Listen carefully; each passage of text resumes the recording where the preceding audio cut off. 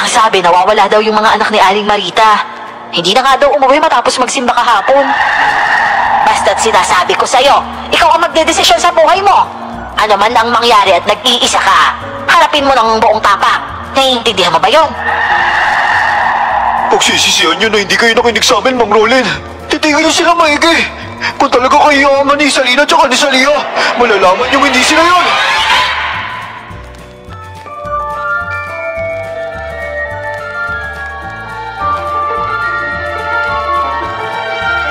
Kapag bata ka pa at may crush ka ng matatawag, hindi ba't napakakulay ng tingin mo sa mundo? Bata pa kami ng best friend kong si Gimo ay sobrang kulay na ng mundo namin. Lalo na tuwing sasapit ang Mayo. Sa panahon kasi na yan namin nasisilayan at pansamantala ay nakakasama ang mga hinahangaan namin. Ang hindi ko napansin, hanggang sa magbinata kami ay hindi na nagbago ang damdaming yon para sa mga kababaryo naming kambal.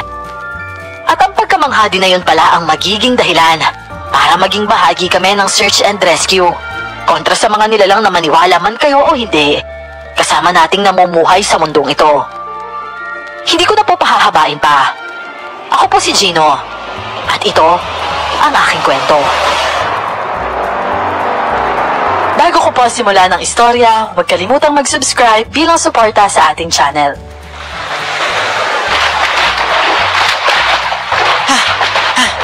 Uy, Gino! Wala ka ba naaalala? Ha? Ano nga alala? Naririnig ko yung kampana ng simbahan eh. Teka, bayo na? Oo, tumpak! Di ibig sabihin yan, Santa Cruzan! at merong bulaklak! Yes! Woohoo! Nakikita ko na naman ang pinakamagandang dilag sa balat ng lupa. Pinakamaganda? Di hamak na mas maganda si Saliha. Saka anong balat ng lupa? May balat ba yung lupa? Oo, meron! Pero siyempre, iba yun sa lahat ng tao, no? Alam mo ikaw, pinusupo ka talaga eh, no? Maniniwala ako sa balat ng lupa kung kasing kulay ng balat mo, Gimo. At least yung kulay ko natural. Yung sa'yo, tignan mo, oh. Ayan, oh, walang pula. Hindi natural yan. Masagwa kaya tignan. Tignan mo, pati mukha mo, oh. Yan, para kang babae na sinubsob sa lipstick ng nanay mo. Lipstick kasi yun. Anong lipstick ka dyan? May crush ka na, bulol ka pa din? Sinong bulol? Ako? Bulol? Teka naman. Huwag ka lumapit sa akin. Gimo naman eh, bigat-bigat mo. Ulo ka talaga, Gimo. Nilunod mo ba ako? Kadiri! Berdeng-berdeng na naman yung sipon mo. Oh, huwag pa din sa akin. Isa! Kadiri!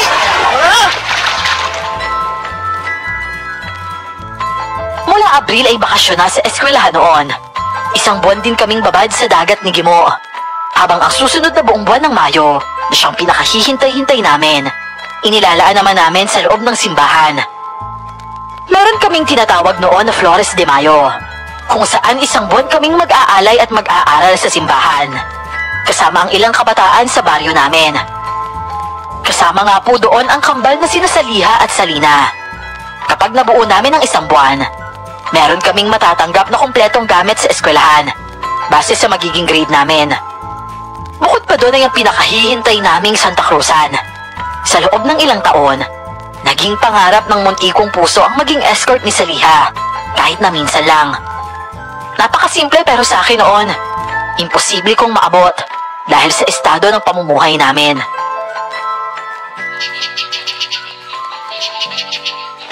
Nay, bakit hindi naman pwede? Nangako kayo sa akin noong nakarang taon na. Ginawa ko naman, anak. Sinubukan kong kausapin si Rolin. Ang kaso may nakuha na daw na magiging escort ni Saliha. Kinakapatid niya sa ninang niyang galing pa daw sa abroad. Ano? Pero Nay, ang daya naman nun eh. At saka, anak, wala pa din kasing naipon si nanay. Pambili halimbawa ng isusuot mo. Dahil nagkasakit ang kapatid mo, di ba? Opo, naiintindihan ko na po, Nay. Siguro sa susunod, mag-iipon na lang po ako pambili ng barong ko. Ay, nako. Pasensya ka na kay nanay, ha? Napakasipag mong anak. Maalaga ka sa mga kapatid mo. Tapos ito lang, hindi ko pa maibigay sa'yo. Ay, pasensya ka na talaga, anak, ha? Nay, Sorry din po. Di bale, hawakan ko na lang ulit yung arko ni Salina. Makikita ko pa din naman siya kahit nandun lang ako eh. Pero alam mo anak, may sasabihin ako sikreto sa'yo. Sikreto po? Ano yun, Nay? Alam mo bang hindi hamak na mas gwapo ka dun sa magiging escort ni Saliha? Nanay naman oh. Pinapaganyan lang yata yung loob ko eh. Siyempre anak niyo ko. Alam nga naman pong mas magapuhan kayo sa anak ng iba. Aba, oo nga. Halika dito, tingnan mo. Pamula-mula ang balat mo. Kutis mayaman ka. Tapos ang gwapo-gwapo mo. Medyo singkit ka tapos may dimple ka pa. Aba, kapag binata ka na, sigurado akong maraming hahabol na lalaki sa'yo. Alam naman, Nay. Bakit naman po lalaki? Niloloko niyo ako eh. Aba, hindi kita niloloko, anak. Lalaki ang hahabol sa'yo dahil nga lahat ng magiging nobya nila, aba, ikaw ang matitipuhan.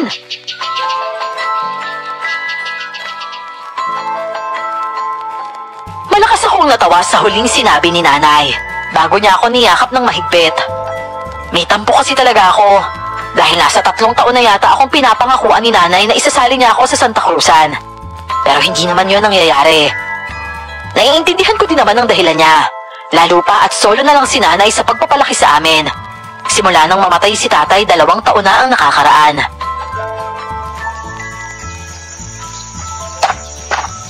Uy, Gino! Dami mo na naman bulaklak na kinuha. Teka, para kay Mama Mary ba yan lahat?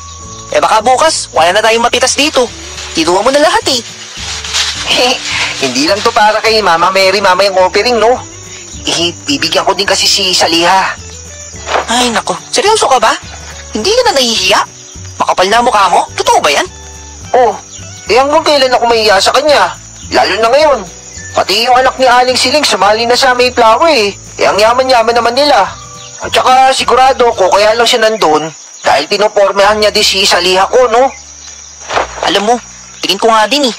Lagi siyang nakadikit kay Saliha eh. Ay nako, buti na lang. Tahimik at mabait ang Salina ko. Hindi lumalapit kahit kanino. Kaya nga eh, sa sobrang tahimik ni Salina, pati ikaw hindi nakikita. Kung sa bagay, kung magtago ka nga lang sa dilim maglalaho ka na eh. Yabang mo no, porke mo puti ka. Alam mo, kahit ganito ako, mabango naman ako oh. Di pa ako sipunin katulad mo. Bilisan na nga lang natin, Gimo. Name-personal ka na naman eh. Tingnan mo to, ikaw tong unang pumanan ng kulay ko ah. Oo na, pero bilisan mo na nga. Baka maliit tayo, bigla pa tayo mag-lead ng rosary. Bilisan mo. Ayaw mo nun? Maririnig ni Saliha ang boses mo? Loko, hindi ko kabisado yung Mystery of Joy, no? Ikaw ba, sa ulo mo? Hindi na eh. Oy, tara, bilisan natin.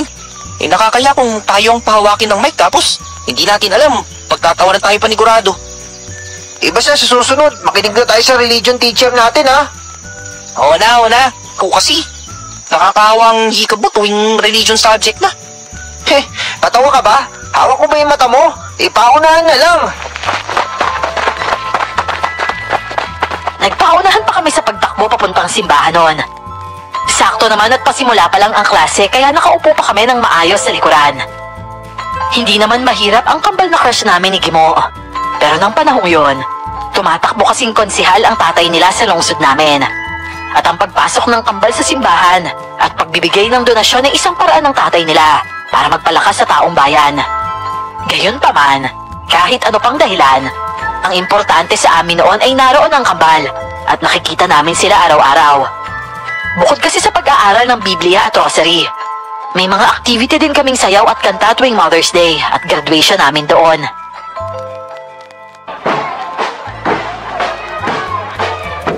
O ano? Hawakan ko na yung arko ni Salina ha. Diyan ka na. Grabe, napakaganda niya talaga. Tignan mo kaya yung suot ni Saliha, no? Para siyang prinsesa na naghihintay ng prinsipe niya. At ako yun. Uy, gumising ka nga, Gino. Kung prinsipe ka, nasaan ang kabayo mo? Sige nga. Eto, katabi ko siya. Hindi mo ba nakikita? Halika dito, sasakyan kita, bilis. Ay, nakasira ulo. Tsaka na nga. Tignan mo yung sige mo, umalis ka agad. Mapuntahan na nga lang si Saliha. Grabe, ang ganda talaga ni Saliha. Bata. Uy, bata. Ako na lang dito. Ito na candy, oh. Alis ka na dyan. Ako nang hawak ng arko ni Saliha. Hi, Saliha. Alam mo, napakaganda mo talaga ngayong gabi. Sobrang ganda mo. Ikaw na naman? Bakit ba palagi mo inaagaw yung arko mula sa ibang bata? Hindi ibig sabihin, natatandaan mo nga ako. Grabe, ang saya ko. Masaya ka pa talaga na nakakainis ka? Kahit saan papansin ka eh. Oh, at kinakausap mo na din ako sa wakas. Grabe, ang saya ko naman ngayong gabi na to. Dinay ko pa yung mga nag-i-escort mo, Saliha. Alam mo, ang daldal mong bata, Chino. Ganyan ka pa talaga? Alam mo yung pangalan ko? Oo naman. Mukhang bibig ka kaya ng kapatid ko. Kasi mukha ka daw abno tuwing nakatingin ka sa akin. Lagi daw malaki yung ngiti mo at parang wala ka daw sa sarili. Pati nga yung kaibigan mong mataba na ulikma eh. Hindi na ako nakapagsalita noon. Napatitig na lang ako sa kanya habang tumatawa siya. Pakiramdam ko nag-iinit ang mga pisngi ko sa di maipaliwanag na kilig. Sa unang pagkakataon, nakipag-usap ang crush ko sa akin. Noon ko lang din nalaman na kilala niya pala kami ni Gimo. Pakiramdam ko noon, natupad na ang isa sa pinakahihiling ng batang ako. Kapag binabalikan ko ngayon, nangingiti pa din ako at nahihiya dahil sa pagiging inosente ng puso ko noon. At dahil laki Saliha nga ang atensyon ko, hindi ko napansin ang malaking tipak ng bato sa unahan ng nilalakaran namin. Uy, Gino, teka lang! May bato oh! Aray ko! Ano? Ayos ka lang ba, Gino? Ka nga dito! Tutulungan na kita nga ay! Naku, Saliha! Pasensya ka na, nahila ka na pagbagsak. Teka, may sugat ka sa kamay, oh! Sugat? May sugat ako? Naku, pasensya ka na, Saliha, ha? Naku, hindi. Okay lang yun. Nasugatan ako, oh. Tingnan mo, may dugo, oh. Oh, bakit masaya ka pa? Hindi ba masakit? Eh, kasi masakit nga. Kaya masaya ako kasi masakit to. Tumatawa ka pala kapag nasasaktan, imbis na umiiyak? Eh, kasi tingnan mo, oh. Nasugatan din ako. Ang galing, no? Salamat, ha. Saliha, okay ka lang ba? Hoy, Gino! Okay ka lang ba? Bakit ka nagsaswimming sa batuan? Teka, Saliha, anong... Hoy, Saliha! Anak ka ng tetek! Ano yung ginagawa mo? Tumayo ka nga dyan! Tignan nyo, pinagkakaguluhan na kayo ng mga tao! Hindi pa kayo bumangot at ayusin ang parada! Nagsisiksi ka ng mga tao dito! Halika na! Teka, ano to? Nasugatan ka!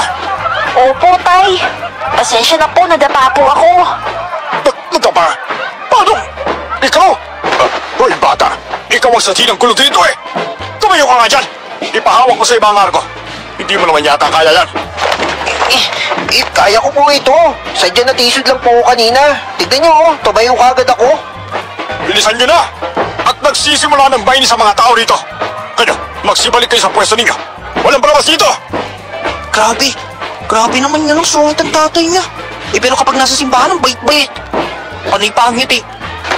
Uy, Gimo, bumalik ka na nga sa pwesto mo. Baka marinig ka ni Mang Rulin. Sige ka, mababudget ka kagad dun. Una, ikaw kasi, napakalagpa mo.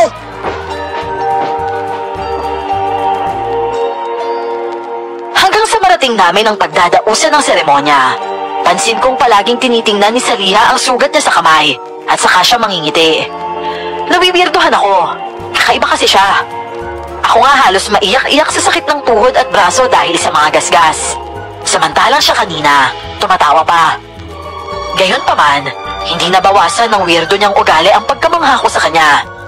Ang totoo nga niyan, lalo lang akong na-curious. Simula nga ng araw na yon ay lagi na akong iningitian ni Saliha. Minsan ay siya na din ang lumalapit para kausapin ako. Wala na nga akong mahihiling pa. Weirdo man pero ipinagpapasalamat ko pa na nadisgrasya ko siya ng gabing yon. Dahil doon nagsimula ang pakikipaglapit niya sa akin. Ano ka mo? Masaya siya na nasugatan siya dahil nakaramdam siya ng sakit? Grabe ah. Ang weirdo ng tipo mo, Gino. Gustong nasasaktan? Pwede mo yun? Kasi nga daw, hindi sila nasasaktan kahit minsan. Sa sobrang ingat daw ng kanilang yaya sa kanila, Ultimo lamok o langaw, bawal daw dumapo sa kanila. Bawal daw sila humawak na marumi. Bawal magasgasan kahit kaunti. Hindi ba't parang ang weirdo nun, lalo na't mga bata pa tayo? Aba, tama. Ang mga bata dapat hinahayaang maglaro sa labas. Masugatan, magasgasan at magpawisan. Kasi yun ang nagpapalakas sa resistensya ninyo bilang bata. Nay, nandiyan pala kayo. Hindi ko kayo nasundo. Ako ay ayos lang. Mukhang seryoso ang pinag-uusapan ninyo ni Gimo eh. Tungkol na naman ba yan dun sa kambal? Yung crush po kasi ni Gino, masaya kapag nasusugatan. Grabe, ngayon lang ako nakakita ng ganun yung iba nga umiiyak pero si Saliha tumatawa. Ano yun? Ay, naku Gimo, ganito lang yan. Kapag napansin ka ba ni Salina, anong gagawin mo? Iiyak ka? Uy, bakit naman po ako iiyak? Ay, naku, matutuwa ako ng gusto. Kasi sa wakas, napansin niya din ako, di ba? Ay, sino kaya yun? Ganyan din yung nararamdaman ni Saliha nung masugatan siya. Yung mga bagay na gusto niyong maranasan, kapag nangyari na, syempre matutuwa kayo, di ba? Ikaw ba naman alagang-alaga ka sa buong buhay mo? Bawal nga yata silang tumakbo Hindi pa sila nasusugatan. Kaya nung naramdaman niya yun, ayun, natuwa siya. Ganun po pala yun. Grabe, nakakaawa naman pala sila. Kaya pala pagkatapos namin sa simbahan, sinusundo na sila kagad ng sasakyan. Grabe, hindi malang nagagawang sumali sa mga laro namin. Sa katabing plaza. Nay, pwede ko kayang yayain si Saliha na maglaro? Aba, na kaya nang hindi ko alam. Parang hindi siya papayagan ng tatay niya Susubukan ko lang po, Nay. Total, kinakausap niya na ako Ay, nako Gino, anak. Ayoko lang na mapagsalitaan ka ng hindi maganda ni Rolen. Huwag kayo maglala, Nay. Kaya ko na po yun. Saka, hindi naman ako iyakin Matapang kaya ako. Kaya pala nung Santa Cruzan, halos mabutla ka na habang... Aray! Abay, bakit? Ano bang meron nung Santa Cruzan at bakit naman mamumutla? Nay, wala po. Nadapa lang kami ni Saliha. Akala ko nga po, iiyak siya nun mukhang matapang na bata din yung si Saliha, ano? Mabuti nga at hindi kayo napansin ni Rolen. Hindi ko talaga mapapalampas kapag sinabihan ka niya ng kung ano-ano.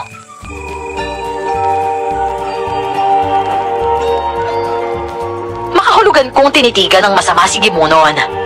Nakakaunawa naman niyang kinuyom ang bibig at nagpaalam ng lalabas. Nagtagumpay akong mayaya ang kambal na maglaro.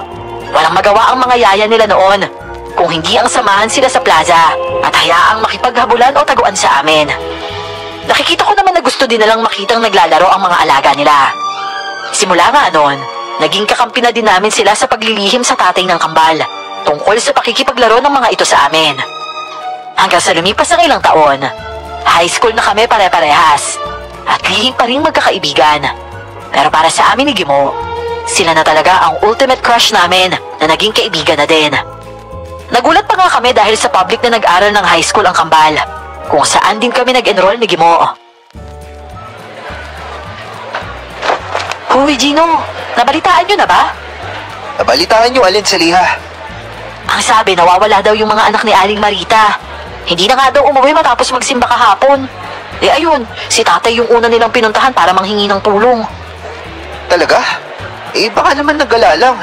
Alam mo naman si Onyok tsaka Bayawak, di ba? Talagang kung saan lumulusot yung dalawang yun. Sa tingin mo nag-alalang? Bakit hindi umuwi magdamag? Baka siguro dumayo. Mahilig kasi sa Caracross yung mga yun, tsaka baka nasa saklaan. Saklaan? Oo, saklaan. Di ba may mga nagsusugal kapag may patay? Doon sila siguro nagsusugal. Pero bakit naman mag-aalala ng gusto si Aling Marita? Kung alam niya naman na ganun, di ba? Siyempre, biyudo yung tatay mo. Tapos, biyudo naman si Aling Marita, di ba? Hoy, Gino, ano ba yung bibig mo? Napaka-malisyoso mong tao talaga. Imposible yan, no? Si tatay pa. At saka, teka nga, paano mo alam na mahilig sa sugal sina Onyong at Bayawak? Kasama ka nilang nagsusugal, no?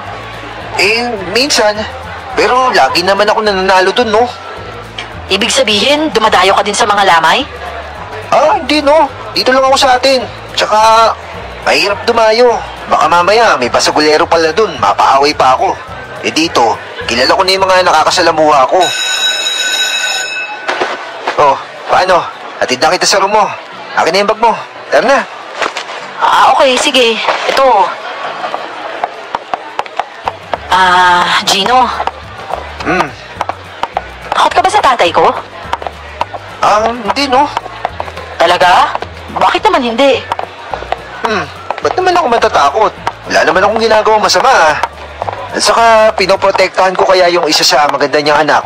Kaya dapat maging proud pa nga siya sa akin eh. Nakakabilib ka talaga, Gino, no? Maraming salamat, ha? Alam mo, kung hindi kita nakilala, baka ang boring ng buhay ko. Kami ni Salina. Kaya, thank you, ha? Ito naman, wala yun no. Kung alam mo lang kung paano mo ko napapasaya eh. Ha? May sinasabi ka pa ba dyan? Wala. Ang sabi ko, pumasok ka na. Nandito na tayo. Itong bag mo, tsaka libro. Salamat ulit, ha? Hayaan mo, Gino. Sa 18th birthday namin ni Salina, ipapakilala na kita kay tatay. Gusto ko, ikaw yung first dance ko, ha? Ha? Sige na. Bumaba ka na dun sa room nyo. Di ba, terror yung first subject nyo? Baka mamaya, makalto ka na naman yung bumbunan mo.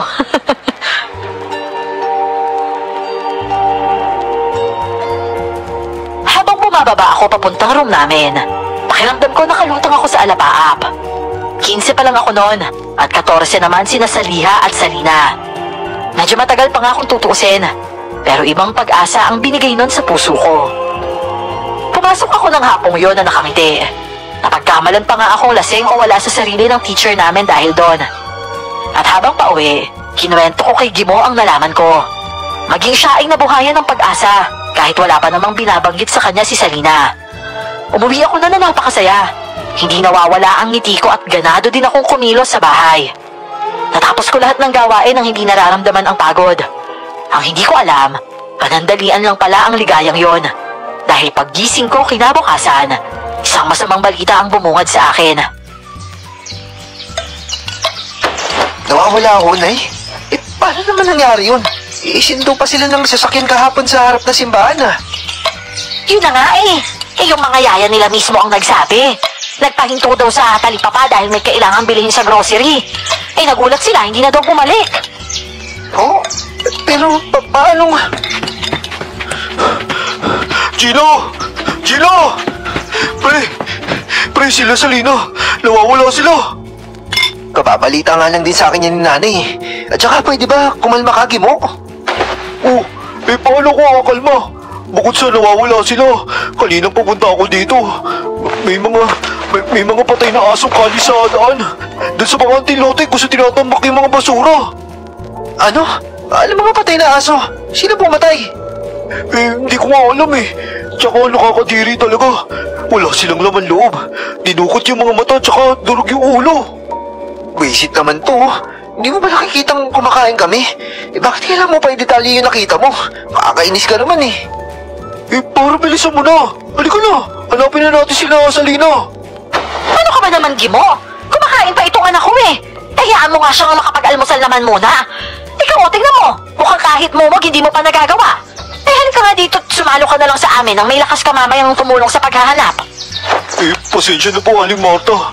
Pero wala po talaga akong gana eh. Ito na lang siguro pandesal. Kasi bukod sa nag-aalala ako kay Salina ko, yung nakita ko pa kanina, lalo ako nawalan ng gana kumain. Ay, naku, marami kang dahilan. Sige, kung hindi kayo kakain, hindi ko papayagan itong si Gino na umalis ng bahay. Ito naman si nanay eh. Narinig mo na ako, Gino. Hindi magbabago ang pasya ko. Kaya kung ako sa inyo, kumain kayo ng almusal. Para naman kampante akong papayagan kayong sumabak sa lakaran. Kainis naman to si Gimo eh. Kumakain na ako kung ano kayo pinagsasabi. Halika, tulungan mo mabusin ito lahat. Ayoko nga. Sige, hindi na ako makakasama niyan. Wala, sige na. Isubo mo lang isubo yan. At uminom ka na lang ng maraming tubig para matapos na yan. Ano? Ayoko pa mabalunan, no? Kung gusto mo, ikaw na lang.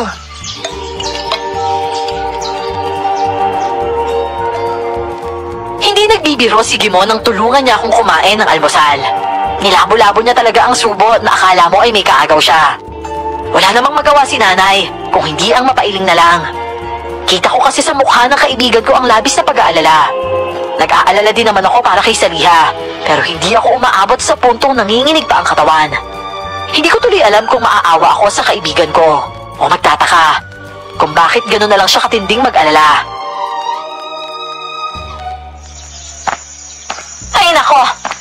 kung nagkakawalaan na nga ng mga kabataan eh. Ayoko man kayong payagan para sa kaligtasan ninyo. Alam ko namang hindi kayo papayag na walang gagawin. Kaya kaysa takasan nyo ako ang maipapayo ko na lang sa inyo ay mag-ingat kayo ng husto, ha? Opo, Nay. Tsaka huwag po kayo maglala. Hindi naman po kami lalay sa matatanda eh. Tama po siya, Aling Marta. Huwag po kayo maglala. Kailangan lang po talaga namin mahanap sila sa Lina. O siya, sige na. Basta't huwag kayong magpapagabi sa daan, ha? Opo, Nay. Salamat po. Uy, Gimo. Ano? Okay ka lang ba? Kanina ko pa kasi napapansin na grabe yung pag-aalala mo. Hinahanap naman sila nila Mang Roland, di ba? Ayos lang naman ako. Pero siyempre, hindi ko mapigilan mag-alala. Paano kung may nangyari kay Salina at sa... At sa ano? Dun sa kakambal niya, kay Saliha. Hindi ka ba nag-aalala? Nag-aalala ako siyempre. Pero alam ko namang hindi rin magpapabaya si Mang Roland, no? Gagamit yun ng lahat ng koneksyon niya para makita lang yung kambal niya. Tsaka ano ko ba, pre? Kumalma ka nga? Hindi ko magagawa yun eh. Hindi mo talaga kasi naiintindihan. Ha? Ano ba yung hindi ko naiintindihan? Basta, tara na. Bilisan na lang natin.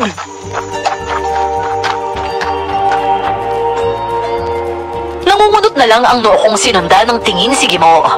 Kakaiba talaga ang kilos niya noon. Bago makarating sa bahay ni Mang Roland, nadaanan nga namin yung bakanting lote na sinasabi ni Gimo.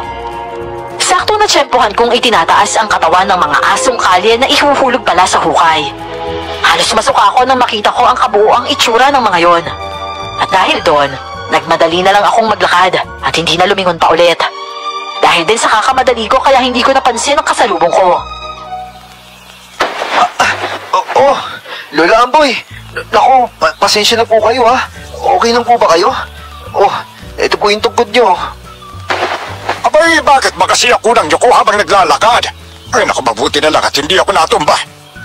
Hindi ko po kasi matignan yung mga aso, Lolo eh. Ay, ganun ba? Mabuti pa kang huwag mo lang tignan. Teka, sige mo. Hindi niyo po ba nakasalubong? Nauna po siya sa akin eh. Hindi ko nakita eh. Hindi naman ako galing dyan. Doon ako sa likod, nagpunta kanina. Siya, sundan mo na nga kaibigan mong yun at kanina pa yun parang wala sa sarili. Baka kung ano pang maisipang gawin nun. Ganun po ba? Sige po, Lolo. Ingat po kayo dyan, ha? Teka po muna. Hindi po ba malabo na sa paningin nyo? Hindi po ba delikado sa inyo yung maglakad mag-isa? Ay, malabo man ang paningin ko. Hoy, mas malinaw pa sa nakikita ng mga mata mo ang nakikita ko ngayon. Mga itim na usok. Ang bigat na enerhiya. Hindi ito maganda. Lolo Amboy naman eh. Oo nga pala, Gina. Mag-iingat kayo ni Iggy mo, ha? Dumating na sa baryo natin ang delubyo. Kawawa mga kabataan na kumating din sa kuna ito. Ano po bang ibig niyo sabihin, Lola Amboy? Hindi pa ako sigurado, Iho. Pero isa lang ang alam ko. Mahaharap sa matinding kadiliman ng balyong ito nang hindi natin namamalayan. Si Lolo naman eh. Bakit po ang weirdo ng mga sinasabi niyo? Inikilabutan po ako. Huwag kayong magpapaabot ng dilim sa kalsada, ha? Abay, sabihan mo din ang iba at balaan dahil maghahasik ng lagi mga aswang na yun. Mga aso ho? Sige na, lumarga ka na at balaan ang lahat. Takot na takot akong tumakbo palayo. Hindi naman ganun kabilis ang takbo ko. Pero halos pangapusan na ako ng hininga. Kilalang kilala ko si Lolo Amboy dahil lolo siya ni Gimo. Bihira siyang magsalita ng kung ano-ano. At ang totoo nga niyan, isa siya sa pinakamatalinong tao na nakilala ko. Bawat bitawan niyang pangaral sa amin ni Gimo ay parang words of wisdom talaga. Kaya nga nang magsalita siya bigla ng ganon, naniwala at kinilabutan talaga ako. Nakita ko naman agad ang kaibigan ko. Nasa labas lang siya ng bakura ni Mang Roland, nakatayo at tulala. Naiintindihan ko ang pakiramdam niya. Maging ako man ay dinagadin ang dibdib nang mapaharap na sa bahay ng babaeng noon ay kumpirmado ko nang hindi ko lang basta crush. Gino, papasukin niya kaya tayo? Hindi ko nga rin alam eh. Hindi natin malalaman kung tutunga nga lang tayo dito. Kailangan ni Mang Roland ng tulong na kahit na sino. Kahit tayo, di ba? Tama ka. Tara na, hindi tayo matutulungan ng takot natin sa kanya. Ako, hindi ako takot kay Mang Rolen. Nag-aalangan lang ako kasi alam kong mapangmata siya sa mahihirap na tulad natin. Hindi lang halata yun. Wala lang akong pakialam sa sasabihin niya sa akin. Kailangan ko mahanap si Salina bago pa may mangyari sa kanya. Tama ka, Gimo. Tara na, kaya natin to. Oh, teka. Mukhang abala si Mang Rolen ah. Saka bakit nandito pa sila? Hindi ba dapat naghahanap na sila? Anong oras na oh? Kumalma ka muna, Gimo. Nakikita mo naman na mukhang nagpaplano sila, oh. Ano ba magagawa ng puro plano kung walang aksyon? Bawat segundong lumilipas, pwede silang mapahamak, Gino. Oo nga. Ang sa akin lang kumalma ka muna. Masyado ka kasing mainit At saka kailangan yung plano para maging maayos yung paghahanap. Organisado at hindi magwawatak-watak ang bawat grupo. Ano ka ba? Parang hindi naman tayo galing sa Boy Scout yan Pasensya ka na sa akin, Gino. Hindi ko lang talaga maiwasang mag-alala ng gusto. Okay lang yan. Naintindihan naman kita Basta pairalin mo lang yung pagiging kalmado mo. Oh, kayong dalawa. Ano ginagawa niyo dito, ha? Paano kayong nakapasok? Pumasok po kami dito sa pinto. Uy, Gimo! Yung ibig ko pong sabihin, Mang Rolen. Bukas po kasi yung gate nyo tsaka pintuan. Kaya po nakapasok kami. Ano ginagawa niyo dito? Mang Rolen, gusto po sana naming tumulong sa paghahanap kina Salina tsaka Saliha. Kayo? Mga tutoy pa lang kayo ano sa palagay ninyong may tutulong ninyo? Hindi ho ba dapat ng lahat ng pwedeng tumulong sa inyo, pasalamatan nyo imbis na laitin? Nag-aalala ho ako sa anak nyo, kaya gusto ko pong tumulong. Basta, kahit hindi niyo ako payagan, tutulong pa din ako. Abat! Mang Rolen, kung hindi niyo po kasi naitatanong, parehas kami naging leader ng Boy Scout nitong si Gimo. Kabisado po namin yung kabundukan dito sa atin, dahil madalas kami mangahoy doon noon. At saka malaki po yung may tutulong namin sa paghahanap kila Saliha ko. Ano ka mo? Saliha ko? Ang ibig ko pong sabihin Saliha Cortez. Hindi ho ba Cortez yung apelido niyo, Mang Rolen? Oo. Siya, sige. Total kayo naman ang nagpipilit. Hindi bahala kayo. Pero hindi ko sasagutin kapag may nangyari sa inyo, ha? Narito sina Major. Naririnig nila ang pag-uusap natin ito. Hindi ako pwede na sukurin ang pamilya ninyo basta-basta, ha? Lalo ka na, Gino. Ayokong tayuhin pa ako ng nanay mo dito, ha? At bubutaktakan kapag may nangyari sa'yo. Naiintindihan mo ba? Huwag po kayo magalala. Alam naman po ni nanay na sasama kami sa paghahanap Mabuti naman kung gano'n. Siya, aalis na din kami. Doon na kayo maghintay sa labas.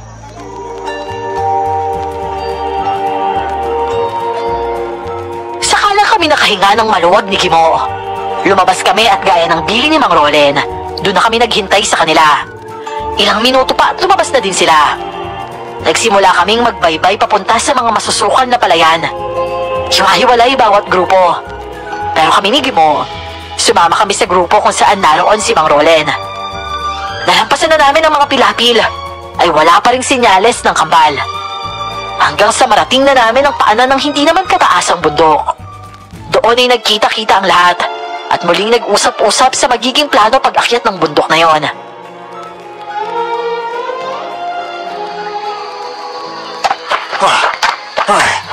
Dinami-rami ng kabinataan sa baryong ito. Bakit kayong dalawa lang masigasig sa paghanap sa mga anak ko, ha? Hindi pa kayo natatakot? Dahil nagkakawala ng mga kaidaran ninyo. Mas gugustuhin ko pa makuha kung sino yung nangingidnap na yan At least malalaman ko na kung nasaan sila. Makakasama ko pa si Rico. Ba't ka naman naliliko, Gino? Alam mo, Gino, nakakainis na nakakatuwa yung tapang mo Manang-mana ka talaga sa lulo mong walang inaatrasan. Oo. Ano pong ibig niyo sabihin, Mang Rolen? Wala, sige na. Siya, doon na kayo banda maghanap. Magkita na lang ulit tayo dito mamaya, ha? Sige ho, Mang Rolen. Gimo, tara na. Sige, mag-iingat kayong dalawa. Mainit ang panahon. Naglalabasan ng mga ahas. Alam na ho namin yan, Mang Rolen. Gusto niyo, uwi ako pa kayo ng cobra mamaya Pulutan niyo ba? Ako, siraulo ka talagang bata ka. Loko ka talaga. Anong cobra ka dyan? Bakit? Hindi ba't nakauli ako ng cobra dati? Hindi inom pa nga yung dugo nun, pampalakas ng katawan Alam mo, Gimo, nakakadiri ka talaga. Hindi ko alam kung bakit nga ba kita naging kaibigan? Ikaw lang eh. Duwag ka kasi. Hoy, kung duwag ako, di sana hindi ako sasama ngayon. Hindi ko lang talaga trip yung mga trip mo sa buhay. Oh, kaya tignan mo. Lampa ka. Hoy, hindi porkit payat ako at mataba ka, lampa na ako, no? Baka sa takbuhan, maiwan kita eh. Aba, talagang mabilis kang tumakbo kumpara sa akin. Hindi ko kaya galing tumakbo sa laban, no? Iba naman kasi usapan yun eh. Oh, ang pinag-uusapan natin yung pagtakbo lang ah.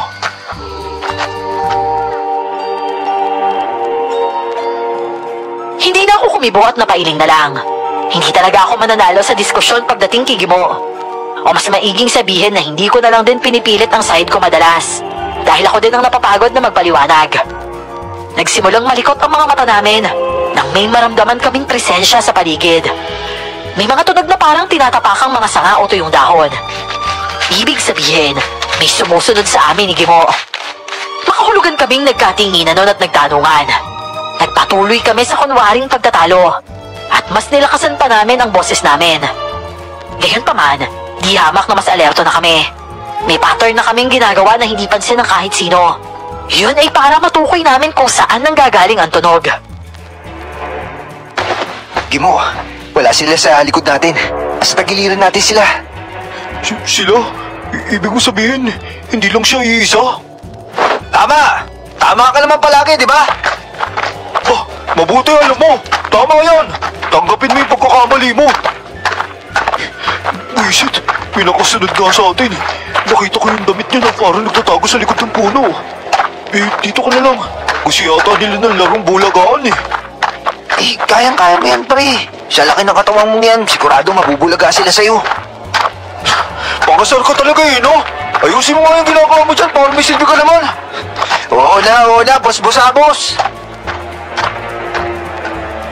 Kung may isang bagay man na nakakamangha sa kaibigan ko, yun ay ang husay niya sa ganung larangan. Tamang-tama lang sa pangarap niyang maging isang sundalo. Kaya nga lang, ang inasahan kong mabubulagang nakasunod sa amin ay hindi nangyari. Oo nga't nanlaki ang mga mata ni Gimo. Kasabay nun ang paglaki din ng pagkakanganga niya habang nakatingala sa mataas na puno. Hindi. Paano? Ojok? Uy, anong ginagawa niyo dyan? Ilang araw na kayo nahanap ng nanay niyo. Teka, anong nangyari? Sinong? Grabe, Onyok! Bakit ka nakabaliktad ng ganyan sa puno? Teka, hindi ba tinahanap kayo? Gino, si Bayawak, tignan mo. Ayun siya. Ha? Si Bayawak? Ah! Pare naman! Tumayo ka nga dyan! Ano bang ginagawa mo? Parang kang literal na Bayawak na nakasalambak sa lupa. Lumalabas pa yung dila mo. Ano bang ginagawa niyo mga kapatid? Ang lalakas yung trip niyo. Gimo, hindi sila yan. Hoy, kayong dalawa, bakit yung ginagaya yung mukha ng tropa namin, ha? Sige, halika! Lumapit kayo sa akin na matulungan na kayong dalawa! Lapit! Isip na, sino ba yung mga yun? Gimo, ano nangyari sa kanila? Kaya ba sila nakawala? Mas pinili talaga nila mamuhay dito. At umaktong parang hayop. Tignan mo yung bata niya, no? Kailan pa natuto kumakit ang puno yan na nakabaliktad? Dinaig niya pa yung kuyo. Naku, Gino, mukhang tama si Lolo. Hindi magandang pakaramdam ko dito. Delikado sila. Delikado tayo sa kanila. Hoy! Bayawak! Ayusin mo nga yung isip mo, ha? Saka lumayo-layo ka nga. Hindi ako natutuwa. Baka hilahin ko yung dila mo. Sige lang! Lumapit ka! Saka sa mga ako yung pabo, ihagis kita! Gimo, bakit kailangan natin tumakbo? Si Onyo, tignan mo. Bumababa na siya paunti-unti habang nakabaliktad yung katawan. Hindi ba nakakailo yung ganyan? At saka, bakit ganyan yung ngiti nila? Ikaw pa naman, nilang araw ka nang mawala eh. Kahit sinong gutom, papasukan talaga ng hangin sa utak. Gino, mabuti pa. Tumakbo na tayo pabalik kung saan tayo magkikita-kita ni Mang Rolin. Sangayin ako dyan. Paano? Mauna na ba ako tumakbo? O sige, bibilang ako ng 3 ha. Dito ka sa kaliwa dadaan ha. O, 1, 2, 3! Sumunod ka na lang sa akin, Gimo! Buisit ka talaga. Sinabi ko na nga pa, bilis mo tumakbo eh. Nang lingunin ko ang kaibigan ko ay nakasunod naman siya sa akin. Pero si Bayawak at Onyok, katakatakang bigla na lang din nawala sa dati nilang pwesto. Nakadagdag pa yun lalo sa kaba ko. Pakiramdam ko oras ay may dadakma sa paa ko o may biglang tatalon sa balikat ko. Hanggang sa marinig ko na naman ang mahihinang hagikik ni Onyok. Pagtingala ko sa kanan ko ay nakita ko nga ang batang patalon-talon sa mga puno. Habang sa kabilang banda naman, naaaninag ko ang mabilis ding pagkapang ni Bayawak. Halos kasabayan ko na din siya noon. Diyos ko, iligtas niyo po ako sa mga laman lupang yun. Hindi sila yung mga tropa ko. Paano nilalagay ang mga tropa namin? Imposible. Aray ko. Buisit ka talaga, Gimo. Uray. Pagalintik na! Ano bang nangyari sa inyo para kayong hinahabol ng 7 demonyo, ha? Tumatakbo kayong nakatingala sa bundok at bumubulusok pa. Magpapakamatay ba kayo, ha? Mang Rolin, sina Onyok mo tsaka si Bayawak. Hindi sila yun, Gino. Ibang nila lang yung mga yun. Ginaya lang sila Onyok tsaka si Bayawak. Teka nga muna. Ano ba sinasabi ninyong dalawa? Sina Onyok at Bayawak? Opo, Mang Rolin. Nakita namin yung kamukha nila kanina doon. Kakaiba po yung kilos nila tsaka nakakatakot. Hinabol nila kami. Si Onyok nasa puno. Nagpapalipat-lipat. Tapos si Bayawak naman gumagapang po sa lupa.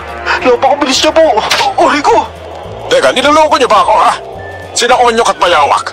Nakita na ng mga tanod kaninang umaga pa. Nakauwi na nga sila eh. Kaya nga sabi ko kamukha lang po, di ba? Kamukha ho. Hindi ko sinabing sila talaga. Ikaw pala sagot kan talaga eh. Pasensya na ho, Mang Rolin. Pero tama naman ho ako, di ba? Yun naman po yung sinabi ko eh. Uy, Gimo. Oo na, ito na yung tuna. Napagod ako dun ah. Buisit na maligno yun. Tayo pa yung pinaglaruan. Ay, kayo talaga. Huwag na nga kayong humiwalay sa amin. Eto tal, nandito na lang din kayo. Tena, wala dito ang mga anak ko. Maghanap tayo sa iba. Mabuti pa nga ako, Mang Rolin. Ay, kaya mo naman, Gino. Yan at parang binabad sa suka ang mukha mo eh. Kaya pati labi mo na wala ng kulay. Kaya ko na ho. Gusto ko na lang makalis dito. Ay, naku ka. Baka mamaya hindi lang ganun ang makita ninyo. Abay, kung ako sa inyo, umuwi na lang kayo. Hindi ho. Hindi kami uuwi dahil lang doon. Sasama po ako sa paghahanap kay Saliha. At Salina. Makahulog ang umisi si Mang Roland saka naiiling na naglakad. Nauuna siya sa amin noon. Kinakapos man ang hininga, madali akong sumunod sa kanila habang alerto pa ding nagpapalinga-linga sa paligid. Tulad ko ay ganun din si Gimo. Imbis na ang isip namin ay focus lang sa paghahanap sa kambal, nahati patuloy dahil sa takot namin noon kina Onyok at Bayawak. Pero sumapit na ang dapit hapon eh hindi man lang kami nakakita ng kahit kapiranggot na senyales ni Saliha at Salina. Raglagang balikat at halos hindi na namin makausap noon si Mang Rolen. Wala akong mabasang emosyon sa mukha niya. Pero nasa mga mata niya ang magkakahalong damdamin. Takot, pangamba, pagsisisi at pag-aalala. Bilang solo parent ng kambal ay may parte sa akin na naaawa sa kanya dahil alam kong solo niyang kinakaya ang bigat.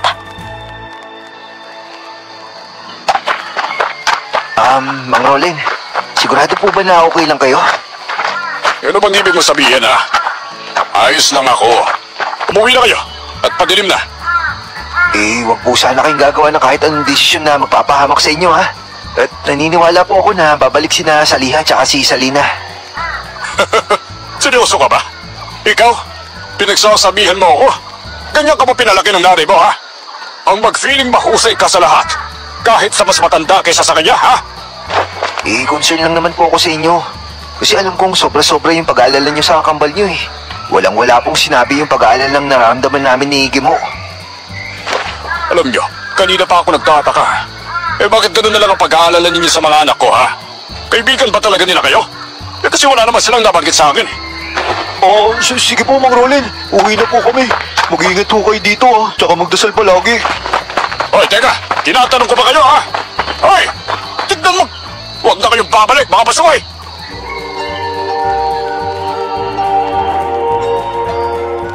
Halos madilim na nang marating ko ang bahay.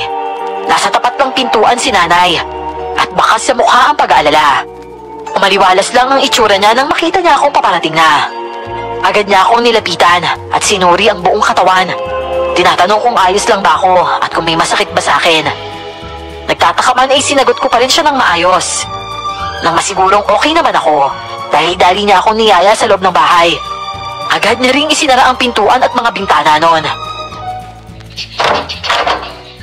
Nay, ano po nangyayari? Okay lang po ba kayo? May mga aswang daw na gumagala sa baryong to, anak. Mabuti na lang at hindi ka napano kanina. Ang sabi, sa bundok daw kayo naghanap. Totoo ba yun? Opo, Nay. Wala kasi sila malapit sa Bukrin eh. Kaya dumiretso na po kami sa bundok. Wala pa din ba sila doon? Wala nga po eh. Pero, Nay, yung sinabi niyo po kanina, may aswang po talaga na gumagala dito sa baryo? Abay, oo daw eh. Kaya nga alalang-alala na ako sa'yo. Ang sabi ko kasi huwag kang magpapagabi, di ba? Hindi pa naman ho gabi yung pag-uwi ko, Nay ah. Papadilim pa lang oh.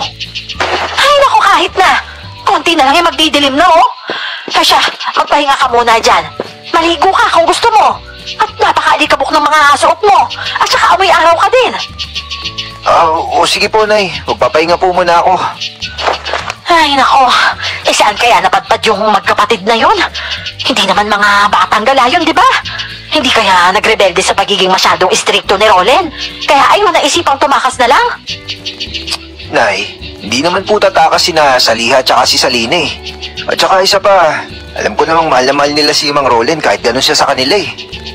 Naku, kung ganun eh, baka totoong kinidnap nga sila o kinuha ng aswang. Nanay naman eh, kanina pa kaya aswang dyan. Nananakot ho ba kayo? Ang tagal na natin dito eh, wala namang bali-balita tungkol sa sinasabi niyo aswang. At saka, bakit ngayon eh, biglang lumilitaw ng mga ganyan chismis? Alam mo ba yung mga asong pinatay na nilibing din sa kabilang lote? Aba, ay may malalalim din daw nakagat sa leeg. Sinong gagawa nun? Sige nga, tao ba? Pwede naman ho yung mga mas malalaking hayop, kagaya ng mga asong lobo, o di kaya ahas, yung mga mababangis ba? Anak naman, magagawa bang katayin ng ahas ang katawan ng aso? At saka kung asong lobo man yon, kahit anong malalaking hayop dyan sa gubat, dapat gutay-gutay ang katawan ng mga asong kalye. Hindi naman, di ba? Napakalinis ang pagkakawasak sa tiyan. Malinis din ang lugar kung saan sila natagpuan. Walang kalat-kalat na lamang loob. Ultimo utak at mata walang natagpuan dun eh. Kaya po nagdududa na po kayo na mga aswang yung may gawa nun. Abay, ano pa nga ba? Wala namang mawawala kung mas mag-iingat tayo, di ba? Ay, oo nga pala. Sila Onyong at Mayawak nakauwi na daw. Malay naman natin bukas, nandyan na din yung kambal, di ba?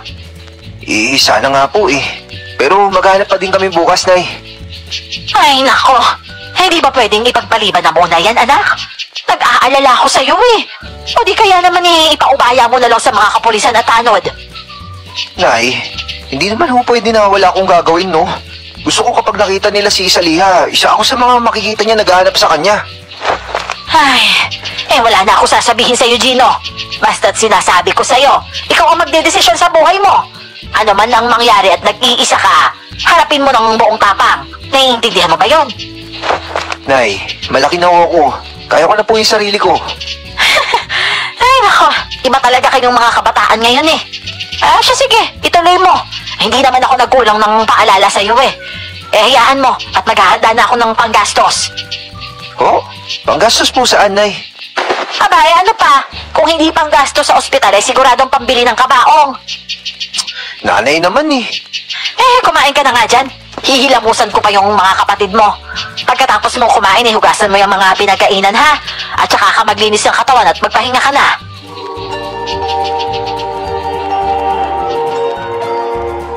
Hindi ko alam kung matatakot ako o matatawa sa huling sinabi ni Nanay. Alam ko namang panakot niya lang yun sa akin. Hindi kasi talaga malambing ang nanay ko. Prangka siya at sasabihin niya ang laman ng isip niya. Kaya si Hodang masaktan kami.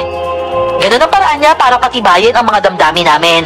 Lalo na at wala na kaming ama na poprotekta sa amin. 9:00 na ng gabi, nang tuluyan kong ilapat ang katawan ko sa higaan. Laman ang isip ko si Saliha. At aaminin ko, balot ng matinding pangamba ang puso ko noon.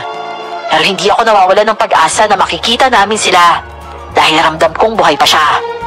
Nakatulugan ko na nga ang pagdarasal at paulit-ulit na pagmamakaawa sa Diyos. Nagabayan at protektahan niya si Saliha kung nasan man ito. Gino! Gino! Pre! Gumising ka! Gino!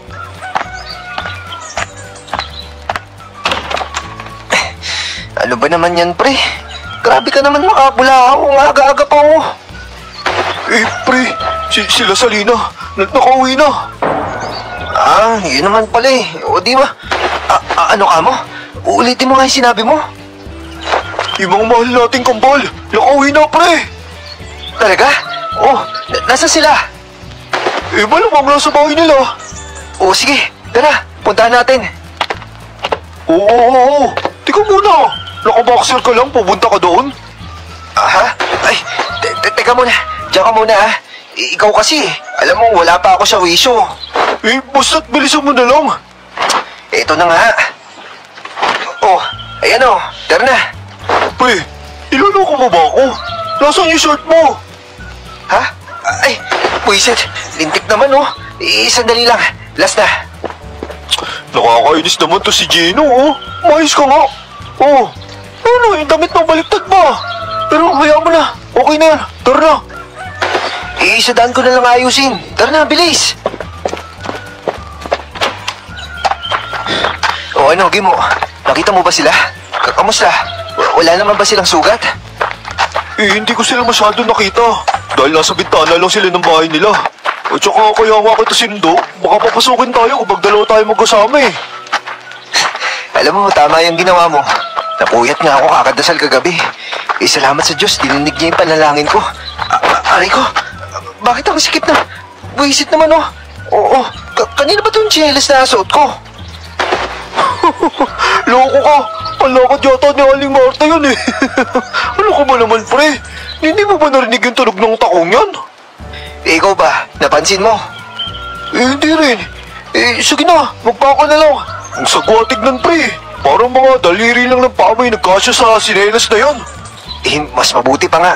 Teka nga, bibitbitin ko na lang to para makatakbo na din tayo. Halika na, bilisan mo. Tumakbo ka na tsaka mauna. Kakagaling ko lang din sa pagtakbo papunta sa inyo Hindi ko pa nga nababawi yung hininga ko siya, sige. Diyan ka na Gusto ko nang makita sila sa lihi. Teka pre. Nakikita mo ba yun? Sina Onyok tsaka si Bayawak ba yun? Nasaan? Ayun Nasa ilalim ng malaking puno. Nakatanaw sa bahay ni Mang Rolin. Teka nga. Anong ginagawa nila? Bakit para lang sila estatwa? Sila na kaya yun? Pero iba yung kaba ko Hindi naman gawain na magkapatid ninyo yung tumanganga Parang may sili sa paa yung dalawang yun. Hindi talaga napipirme. Pero yung dalawang yun, kakaiba talaga yung kilos. Duda din ako, Gimo. Tsaka tignan mo yung ngisi nila Parang walang pinagkaiba sa kahapon. Gino, kinakabahan ako.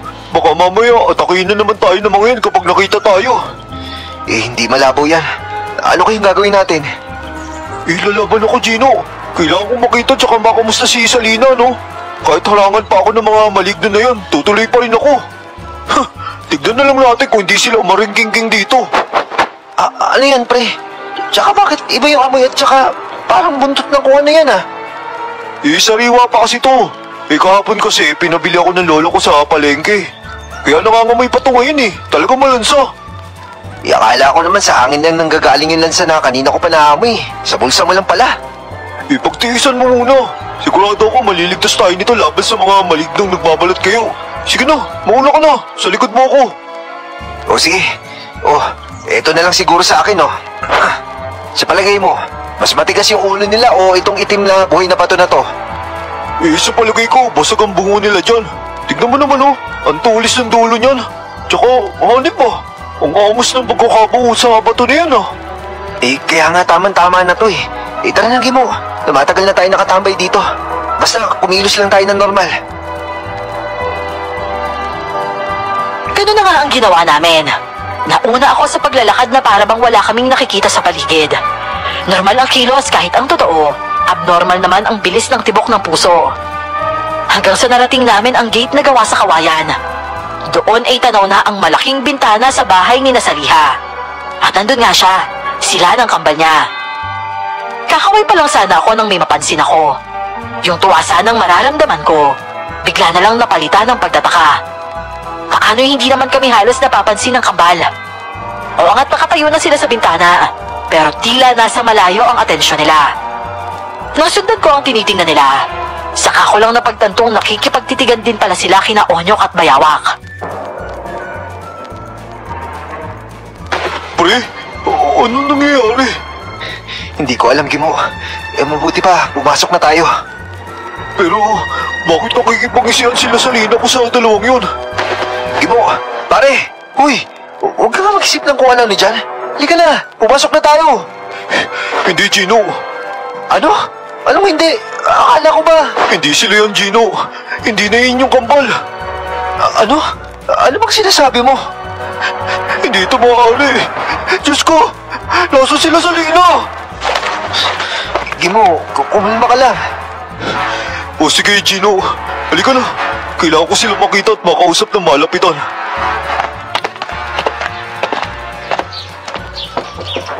Mang Roland! Mang Roland, sige mo ito! Mang Roland! Oh, Mang Roland! Oh, Gimo! Ngago mo! Ayaw nga pala. Nakabalik na ang mga anak ko. Wala na kayong dapat ipag-alala. Kusa silang umuwi kaninang umaga. Oh, Mang Roland, pwede ko ba silang makita tsaka makausap? Eh, bakit naman? Mangangamusta lang po ako. Eh, bakit ko naman gagawin yun, ha? Ano ba kayo ng mga anak ko? Mang Roland, ang totoo po niyan, magkakaibigan po talaga kami sa eskwelahan. Kaya gusto lang sana namin silang kamustahin. Sige. Eh, dahil tumulong naman kayo kahapon pagbibigyan ko kayo. Eh, pero sandali lang, ha? Teka, anong oras na ba? Gusto ko, eksaktong alas 9. Wala na kayo dito sa bahay ko. Naintindihan niyo ba? Oo, sige ho. Maraming salamat po.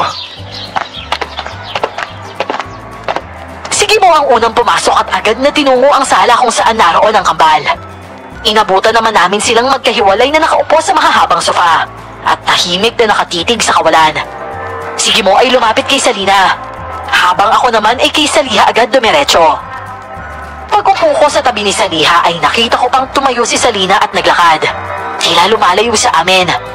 Sige mo naman, sumunod agad sa dalaga, kaya kami lang ni Saliha ang naiwan doon. Agad kong hinawakan ng mga kamay niya at tinitigan siya. Saliha, kamusta ka na? Nagalala ako ng gusto. Ano ba nangyari sa inyo ni Salina? Saliha, magsalita ka naman Napakaganda dito. Napakaraming tao. Saliha, pwede bang tignan mo ako? Magiging isang lahi tayong lahat. Sobrang saya nun. Ano bang sinasabi mo, Saliha? Teka, bakit ganyan yung reflection ko sa mga mata mo? Bakit baliktad? Ikaw, payat at gwapong binata. Gusto mo bang maging kalahi ko? Payat at gwapong binata? Saliha, hindi mo ba ako nakikilala? Hindi Saliha ang pangalan ko. Pero gusto ko yun. Kakaiba. Imposible to! Nasa sa Salina! Ibalik mo siya! Ibalik mo siya sa akin! Hoy, Gimo! Ayop ka! Sinasabi ko na nga ba? Ano ginawa mo sa kanila, ha? Bakit yung ginagaya yung itsura nila? Gimo, uminahon ka. Baka marinig ka ni Mang Roland. Oo, tama. Dinig na dinig ko sa labas ang sigaw mo, Gimo. Anong problema mo sa anak ko, ha? Kaya ba gusto mo siya makita? Para saktan at paratangan na kung ano-ano? Abay, lumayas ka dito! Layas! Mang Roland, hindi niyo po naiintindihan. Hindi po sila yung anak niyo. Eh, sige na. Umalis na kayo. Hindi ko kailangan ng kalokohan ninyo. Maniwala po kayo sa amin, Mang Roland. Tinatago naman ngayon yung tunay niyong anak.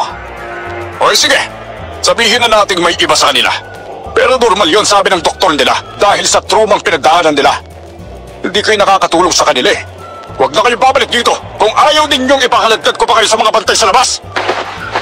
Pagsisisihan nyo na hindi kayo nakinig sa amin, Mang Roland. At saka, titigan nyo sila maigi. Kung talaga kayo ama ni Salina at saka ni Saliha, malalaman nyo hindi sila yan. That's it. Lumampas ka na sa hangganan mo, Gimo, ha? Iba talaga ang tapang mong bata ka eh. Wala ka talaga sa lugar.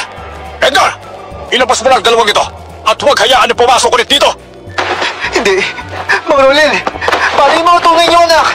Kawawa naman po sila, Mang Roland. Hanapin po natin sila. Bitawan niyo ako! Bitaw sabi!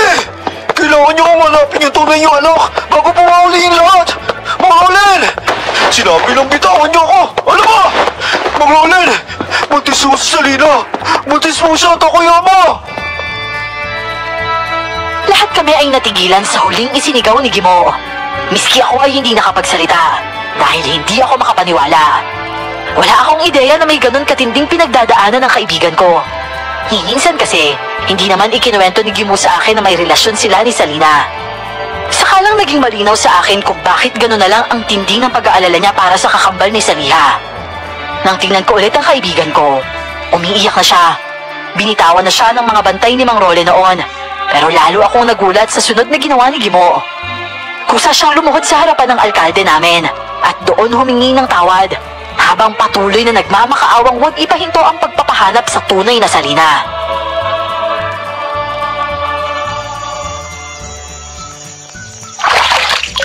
Totoo ba yun, Gimo? Abay, talagang ganito ang aabutin mo?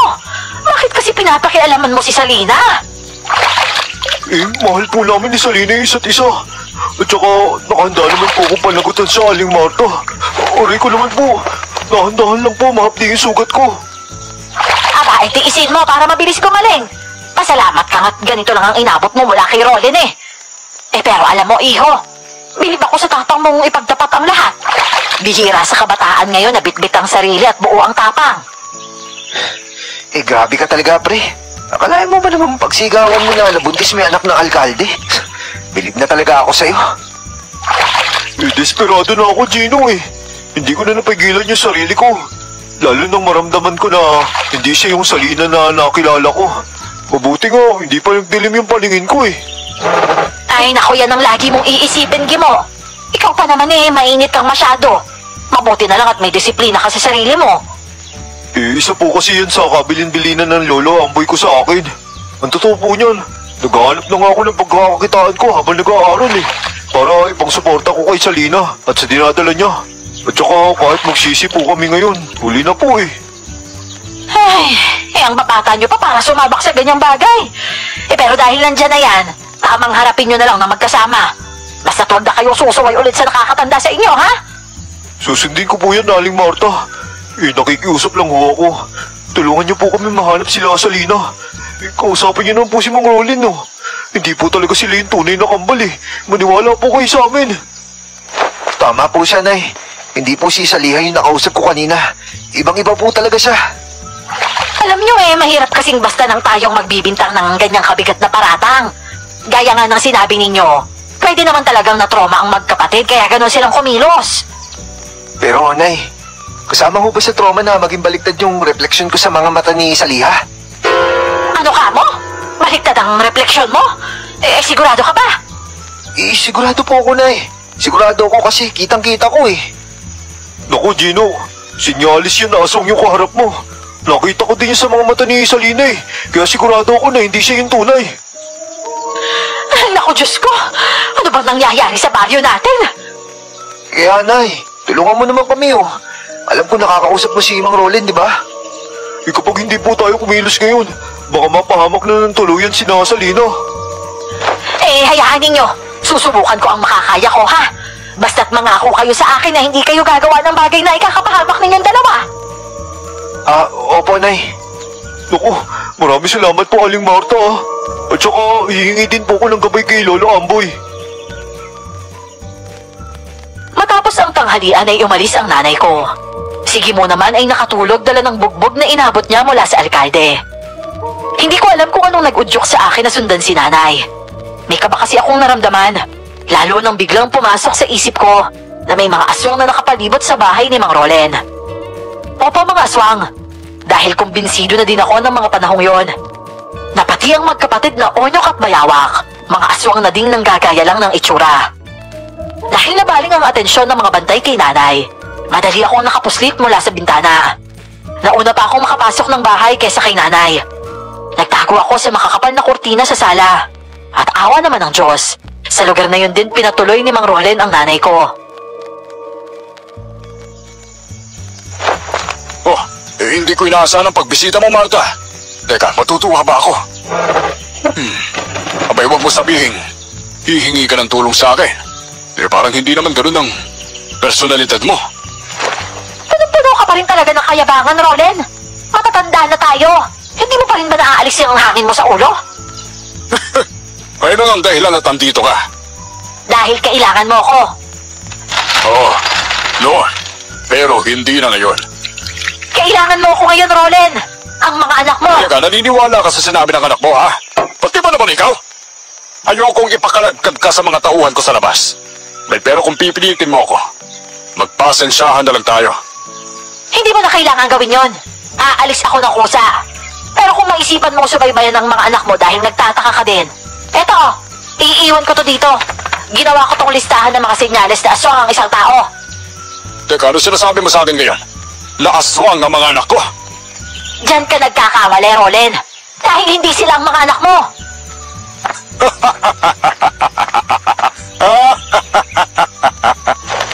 May bagong kabataan na naman ang nawawala. At hindi ko alam kung alam mo. Pero kahapon pa yun. Sabay-sabay yun at 4 na kabataan. Sigurado akong babalik din ng mga yon. 1 o 2 araw mula nang mawala sila. Sige na. Aalis na ako. Marta, kung pakikinggan kita ngayon sa sinasabi mo tungkol sa mga anak ko, pwede mo na bang sagutin ang tanong ko noon? Roland, napakatagal na nun. At saka huwag mong gamitin ng mga bata. Ilang taon na akong naghahunting ng kasagutan sa tanong na yun. Marta naman hindi ko alam kung bakit. Bakit nga ba? Siguro dapat hindi na natin to pinag-uusapan pa. Bakit? Bakit napakahirap para sa iyong ibigay sa akin ang kasagutan, Marta? Hindi mo masyado kang naging makasarili para iwan ako noon ng walang sapat na paliwanag? Kung kailang nakamit ko na ang matagal ko ng pinapangarap, saka mo naman ako iniwan. Uuwi na ako. Hindi tama na nagpunta pa ako dito at nakipag-usap sa'yo. Dapat alam kong mauuwi lang tayo sa ganito, Ano bang iniiwasan mo, Marta? Nakagawa ka ba ng mali sa akin, ha? Karelasyon mo na ba ang Jonas sa iyon, kaya... Mali ka! Walang kinalaman si Jonas sa naging desisyon ko. Kung kayo ano? Anong dahilan? Hindi ko na narinig na nagsalita si nanay. Pero narinig ko ang mga hikbi niya. Sumikip ang dibdib ko noon. Hindi ko alam kung tama bang sumunod ako doon. Dahil isang lihim ang natuklasan ko. Ilang beses akong napalunok. Pinipigil ang sariling mapaluha. Kahit hindi ko rin naman alam kung bakit ako naiiyak. Hindi naman ako galit. Lalong hindi ako nagdududa sa pagmamahal ni nanay sa tatay ko. Siguro dahil yun ang unang pagkakataon na narinig kong umiyak ang nanay ko. Marahan akong kumilos. Humarap ako sa bintana para sumagap ng hangin. Pero natanawan ko sa di kalayuan ng kambal. Sabay silang naglalakad patungo sa ilalim ng malaking puno. Kung nasaan sina Onyok at Bayawak. Nang magkalapit ay sabay-sabay naman silang naglakad patungo sa kung saan. Ganun na lang ang bilis ng kilos ko. Walang pagdadalawang isip akong lumabas ng bahay upang palihim namang sundan ang 4. Sorry, Nay, pero kailangan kong gawin to. Sigurado akong dadalhin ako ng 4 na to sa mga kasagutan tungkol sa nangyayari sa baryo natin. Teka, saan kaya sila pupunta? Bakit parang patungo yata sila sa... doon sa abandonadong kiskisan ng palay? Hindi kaya... Diyos ko, teka, bakit ang dami nila? Ibig sabihin, hindi lang kambal at sila Onyok yung ginaya. Pati yung ibang kabataan. Diyos ko, anong gagawin ko? Kailangan natin puntahan si Lola Amboy. Wait, Gimo, kanina ka pa ba nakasunod sa akin, ha? Nakulala ako sa'yo dito. Talaga? Paano mo nalaman? Okay ka na ba?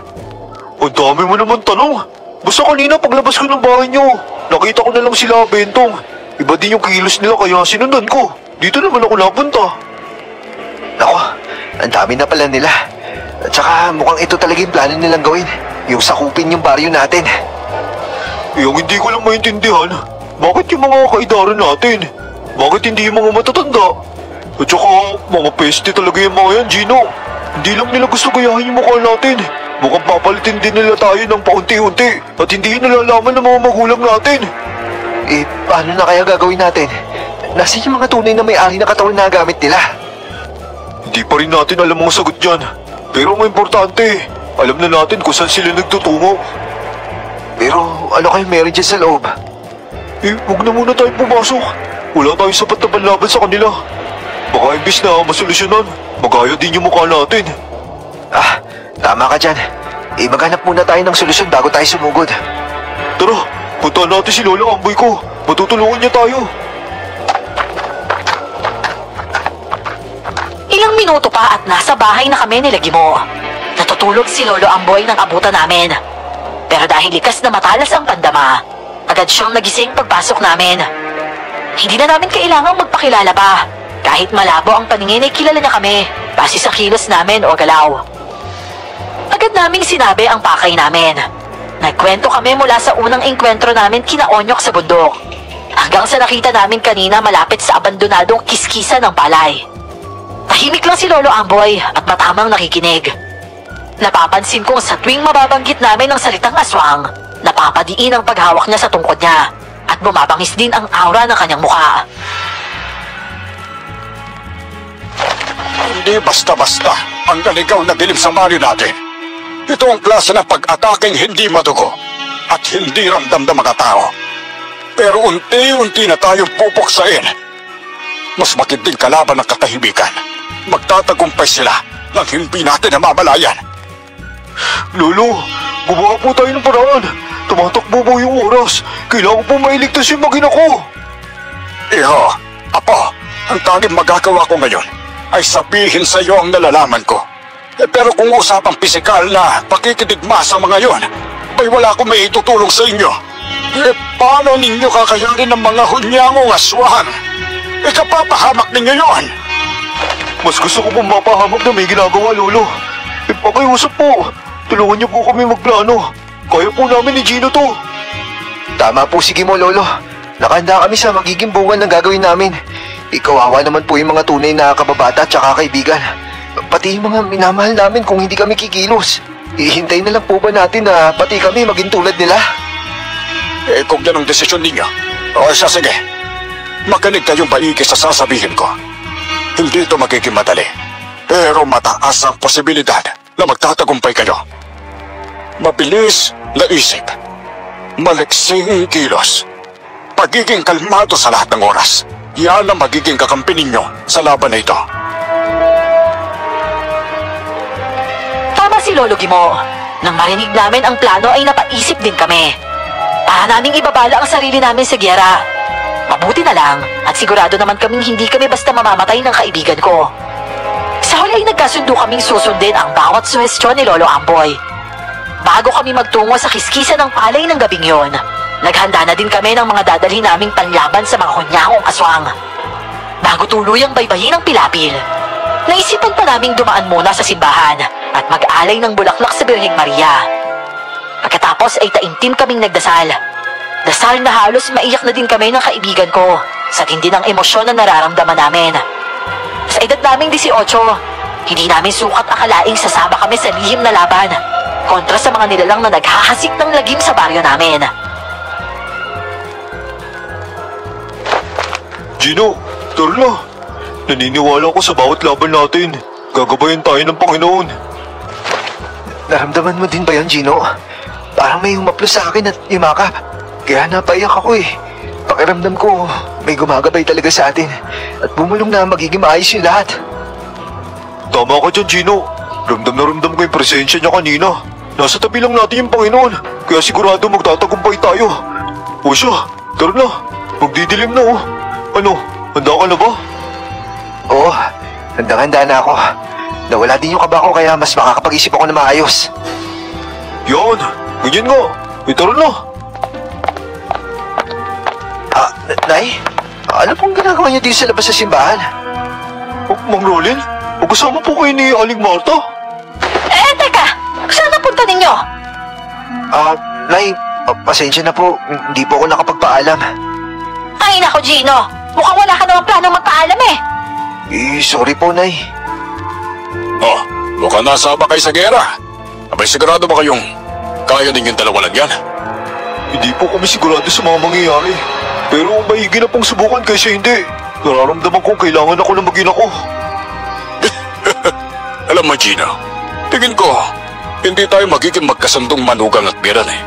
May masyado kang matapang at ramdam kong kaya mong buhayin ang anak ko. Alam mo ba ang ibig sabihin nun sa akin bilang tatay niya, ha?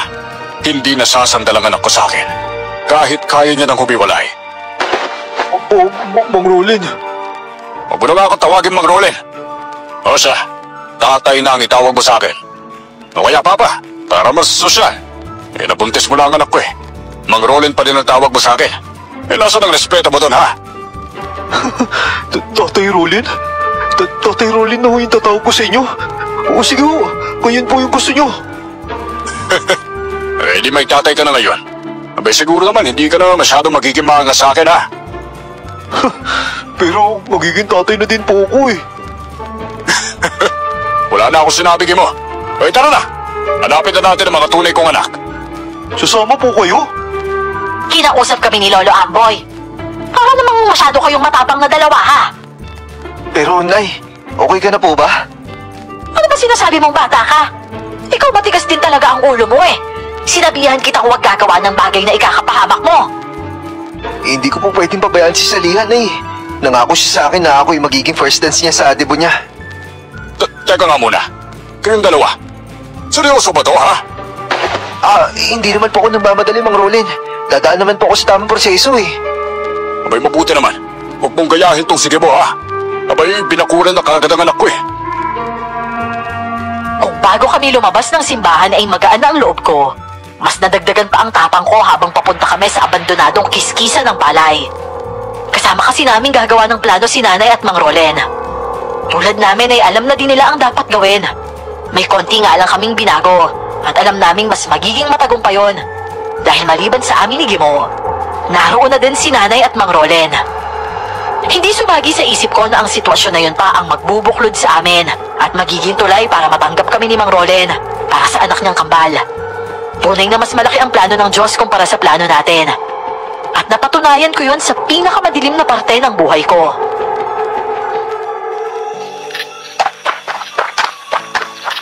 Grabe, napakatahimik dito. May wala kang maririnig na kahit anong ingay. Siguro dapat tawagin mo na yung mga anak mo, Rolen. Tama ka. Taliha! Taliha! May nagsabi na dito kayo nagpunta kanina. Mga anak, ano ba nangyari? Nag-aalala ako sa inyo. Nasaan na ba kayo? Umuwi na tayo. Diyos ko naman. Bakit bigla na lang kayo lumilitaw na hindi nagsasalita? Ay, naku, kayo talaga eh. Anong ginagawa niyo dito? Tara na. Ano bang sinasabi niyong uuwi? Nakauwi na kami. Anak, hindi to bahay. Abay, marumi dito at malamok. Tara na. Hindi pa kayo kumakain mula kaninang umaga. Mukhang makakakain na nga kami. At kayo na mismo ang nagdala ng pagkain namin, Ama. Ama? Salina, tatay ang tawag din sa akin, hindi Ama. Iisa lang naman ang ibig sabihin nun eh. Ayaw niyo bang makita muna ang kaharian ng inyong mga anak? Salina, pagsabihan mo ang kapatid mo na umuwi na. Sa'yo lang naman nakikinig yan eh.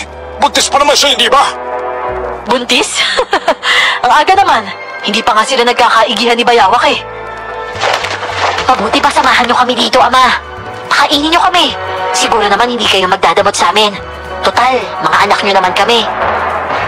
Anak, lahat naman ang gusto niyo binigay ko. Kailan ba ako nagdamot sa inyo? Kung gayon... Ibigay niyo sa amin ang tig-isang braso niyo! Roland, mag-iingat ka! Hayop kayo. Ang kakapal na mukha ninyong gamitin ang mukha ng mga anak ko. Sige, lumapit ka! Kahit napakaganda mo, wawasakin ko talaga yung mukha mo. Hindi! Ang dami nila, Roland! Napakarami nilang papasugod sa atin! Mula sa pinagtataguan ay kitang-kita namin kung paano pinalibutan ng mga kabataan sina Nanay at Mang Rolen. Kuyong ko ang kamao ko. Gusto kong pumikit para hindi na yun makita. Pero hindi maaari.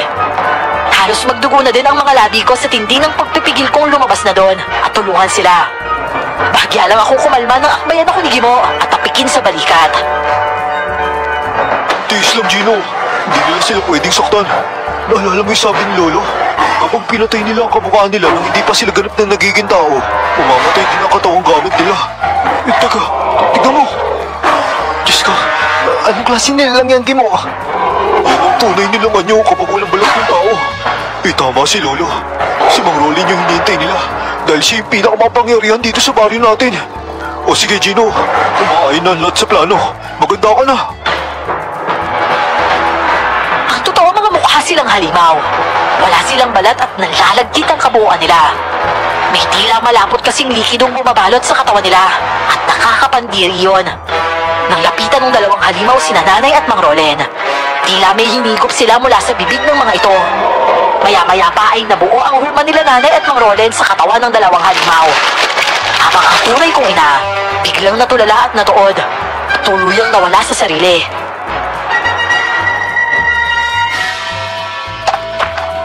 Oh, saan yung punta nila? May ibang lugar pa ba sa bodega na to yung hindi natin napupuntahan? Tignan mo. Sa palagay ko, matagal na sila nandito sa baryo natin. At saka, kailan pa nagkaroon ng daan pababa sa ilalim ng lupa dito? Planado nila yung lahat, Gino. O siya, papasok na sila. Tara na. Teka muna. Hindi lahat susunod. Tignan mo yung iba, oh. Doon sila pupunta. Mas mabuti pa. Antayin muna natin makalayo sila bago tayo sumunod. Malakas ang kutob ko na diyan nila tinatago yung tunay na katawan ng mga ginagaya nila. Kaya pala natin sila hindi makita-kita. Tama ka dyan, Gimo. Naku, hindi ko maisip kung anong kalagayan ni na Saliha at Salina doon. Alam ko, pero hindi tayo pwedeng pangunahan ng emosyon ngayon. Oh, Gino, wala na nakabantay oh. Tara na! Marahan at maingat naming binaybay ang pailalim na hagdan. Madilim at may kakaiba ng amoy na nanggagaling sa ilalim. Pero hindi namin yun alintana. Kung hindi lang kami nag-iingat na hindi makapag-ingay, baka tinakbo ko na yon at hinanap si Saliha. Matinding kontrol talaga ang kailangan kong gawin.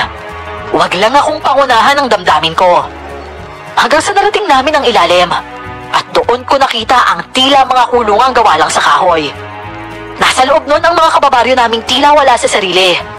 Ang ilan ay nakatayo, nakaupo, at meron ding nakahiga at parang tulog.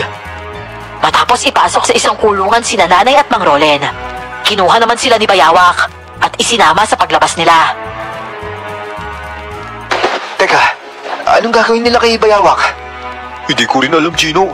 Umasa na lang tayo na hindi nila siya sasaktan. Teka, ngayon ko lang naisip. Paano kaya kung ilok nila yung pintuan? Duda ako dyan, Gimo. Wala na sa sarili yung mga nandito eh. Hindi sila lalabas kung hindi mo itutulak. Kung sa bagay, tama ka. Tara na, simulan na natin. O sige, ikaw yung magtipon sa kanila ah. At ako naman, susundan ko yung mga lumabas. Sisiguraduhin ko na wala sila doon bago tayo lumabas. O sige, mabuti pa nga yun. Iwan mo na yung bag mo.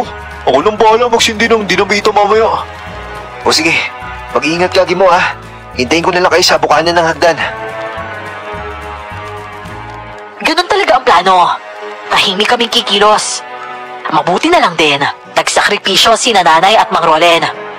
Kung nataong kami pala ang nagpahuli sa mga aswang, kahit may ibinigay ng pangontra sa amin, hindi nun magagarantiya na mananatili kami sa katinoan namin.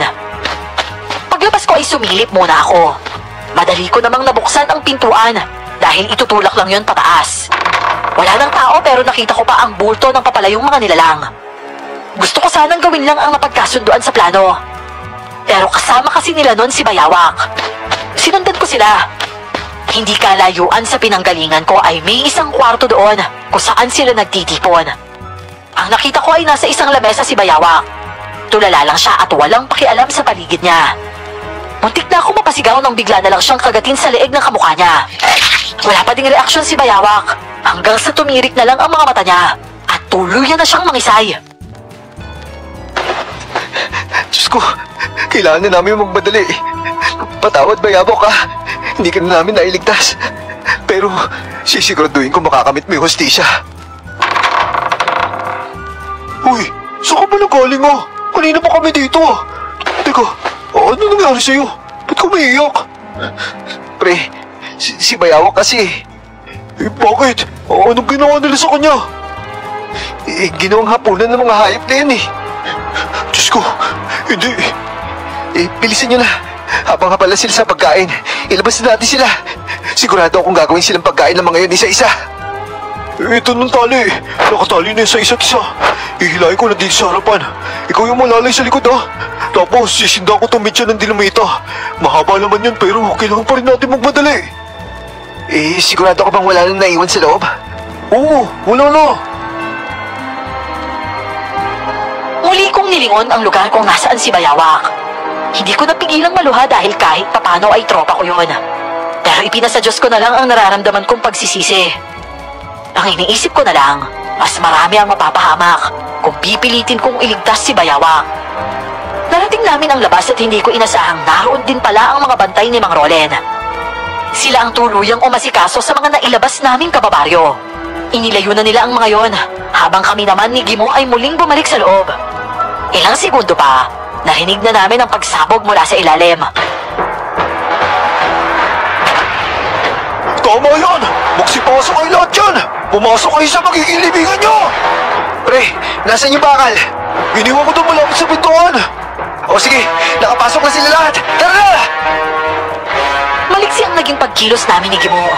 Matapos naming maisara ang pintuan ng hagdan pa ibaba, hinarang naman namin doon ang makapal at matigas na bakal upang hindi na maitulak mula sa ilalim. Halos sumalon ang dibdib namin sa labis na kaba. Nagkatinginan pa kami ni Gimo at akma na sanang lalabas nang biglang kumalampag ang pintuan mula sa ilalim. Kasabay nun ang nakakabingi at nakakakilabot na ungol ng mga nilalang. Lalong lumakas ang kalabog ng dibdib ko at tumakbo kami palabas. Pero nakasalubong namin ang hindi bababa sa 10 tila mga sundalo. May bitbit silang malalaking bag at patungo naman sa pinanggalingan namin. Oh, saan ka pumunta, Gino? Umuwi na tayo! Teka lang. Gusto kong makita kung anong gagawin nila. Ihiyaan mo na sila. Ito lang yung dapat natin gawin. Tapos na tayo sa obligasyon natin. Umuwi na tayo. Naghihintay na sa atin yung pamilya natin. Mauna ka na. Ikaw na bahala sa kanila. Gusto kong masiguro na mapapatay talaga yung mga hayop na yun. O sige, kung yun yung gusto mo. O sige, tara. Teka, hindi mo ko kailangan samahan dito. Tsaka alam kong miss na miss mo na si Salina. Umuwi ka na sa magina mo. Uy, huwag kang matama dyan. Hindi na tayo mapapakalo dito, no? Makakauwi tayong buhay. Iyali ka na. Tapusin natin to hanggang dulo. Magkaakbay kaming sumunod sa mga sundalo. Naabutan namin silang naglalatag ng kung anong mga bagay sa palibot ng pintuang may bakal. Pagkatapos ay nagsiakyat sila sa matataas na bahagi ng lugar na yon. Maya-maya pa, isang lalaki ang nagtaas ng kamay. Sabay-sabay na itinutok ng mga sundalo sa pintuan ang mga dala nilang Armalite. Nang ikuyong muli ng lalaki ang kamay nito, bigla na lang sumabog ang nakalatag palang bomba sa may pintuan. Ang kasunod nun ay ang nakakabinging putukan na sinabayan ng malalakas na atungan ng mga nilalang. Tila napupunit na plastik ang mga balat ng mga yon sa tuwing tatamaan sila ng bala. Takip ni Gimo ang tenga niya, habang ako naman ay titig na titig lang kung paano gumapang sa sarili nilang mga dugo ang mga aswang. Hindi ko na naririnig doon ang ingay ng putukan. Tila palabas na tumatatak sa isip ko ang bawat kaganapan ng gabing yun.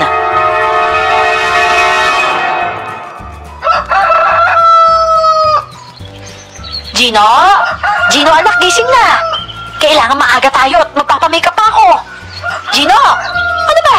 Gusto mo bang diyan ka na maligo sa higaan mo? Ibabangon na po ako, Nay. Tsaka ba, ba't excited kayo? Hindi naman ako ikakasal.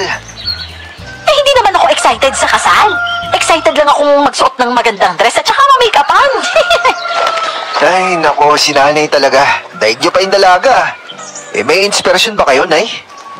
Hoy, Gino! Tigilan mo nga ako sa kapilyuhan mo na yan. Tumayo ka na o mauuna na ako umalis.